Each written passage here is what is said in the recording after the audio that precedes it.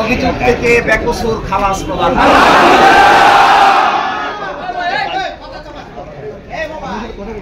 আজকে থেকে, এখন থেকে জামায়াতে ইসলামীর সাবেক ভারপ্রাপ্ত সেক্রেটারি জেনারেল জনাব ATM Azharul Islam is an innocent man.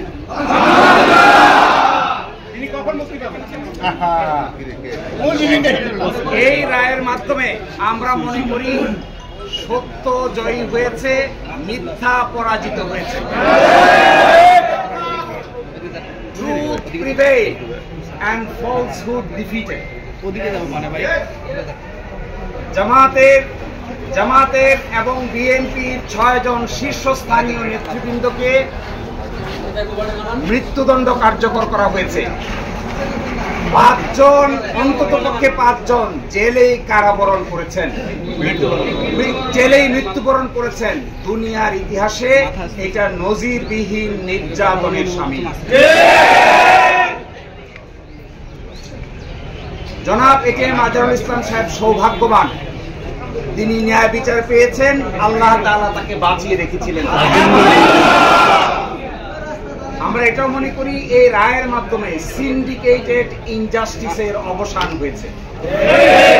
আমরা এটাও মনে করি এই রায় ঘোষণার মধ্য দিয়ে বাংলাদেশের আদালতের মর্যাদা সমুন্নত হয়েছে।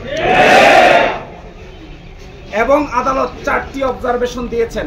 তার মধ্যে প্রথমটি বলেছেন, অতীতের রায়ে বাংলাদেশ সহ এই ভারতীয় সাবকন্টিনেন্টের ক্রিমিনাল বিচার ব্যবস্থার পদ্ধতি চেঞ্জ করে দেওয়া হয়েছিল, এটা ছিল সবচাইতে বড় ভুল।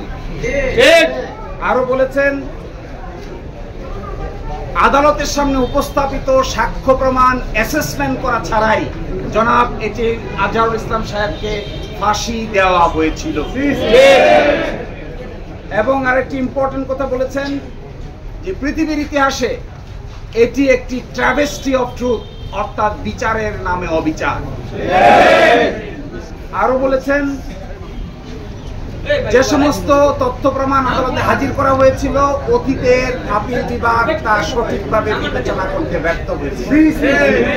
ফলশ্রুতিতে আজকে জনাব এটিএম আজহারুল ইসলাম সাহেবকে বেকসুর খালাস প্রদান করেছেন।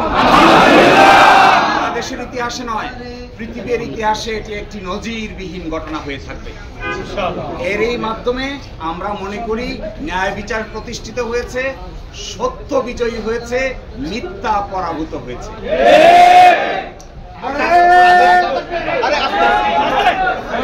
আগের বিচারগুলি নিয়ে যে আপনারা প্রশ্ন তুলেছিলেন সেগুলির ব্যাপারে কোনো সুরাহা হয়েছে?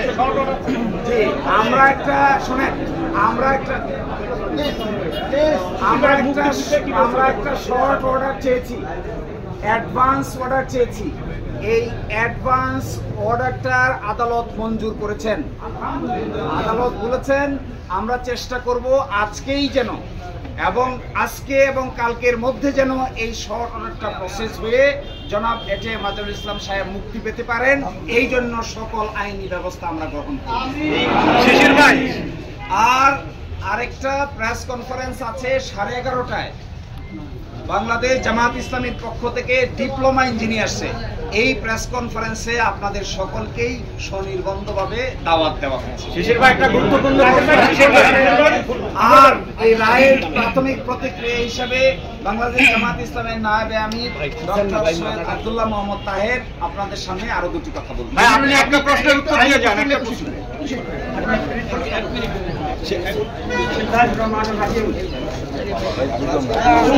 الحق وتحقق